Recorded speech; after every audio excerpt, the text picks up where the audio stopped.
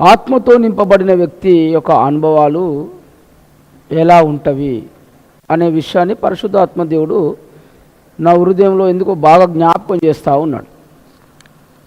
ఎందుకంటే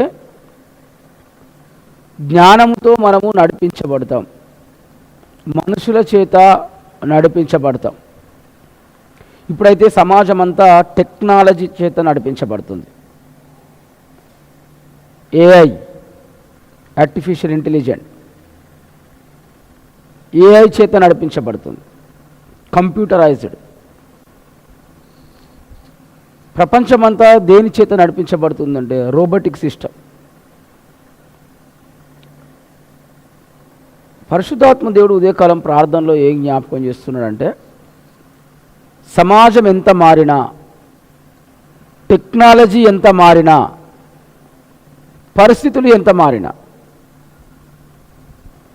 ఏ కాలంలో అయినా ఏ సమయంలో అయినా పరిశుద్ధాత్మ చేత నడిపించబడమే క్రైస్తవునికి ఒక మంచి ఆశీర్వాదం. కాలాలు ఏవైనప్పటికీ. ఎందుకంటే ఇప్పుడు జూన్ మాసం వచ్చినది, పిల్లలందరూ ఇప్పుడు స్కూల్స్కు కాలేజెస్కి వెళ్తారు. మనము వారికి వాక్యాన్ని బోధించాలి.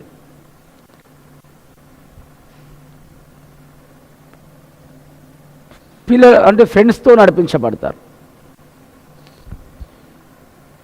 టెక్నాలజీ ట్రెండ్స్, లేకుంటే సినిమా హీరోలు, వారి చేత నడిపించబడతారు. కానీ యేసుక్రీస్తు ప్రభు పరిశుద్ధాత్మ చేత అరణ్యంలోకి నడిపించబడ్డాడు. హల్లెలూయా. మీరు ప్రార్థించండి, ఈ జూన్ మాసము మరి సంవత్సరం అంతా ఆత్మదేవుడే నా పిల్లలను నడిపించాలి. అది కాలేజ్ అయినా స్కూల్ అయినా కూడా వారిపైన ఏ ఫ్రెండ్స్ ప్రభావం ఉండకూడదు, వారిపైన ఏ సినిమాల ప్రభావం ఉండకూడదు,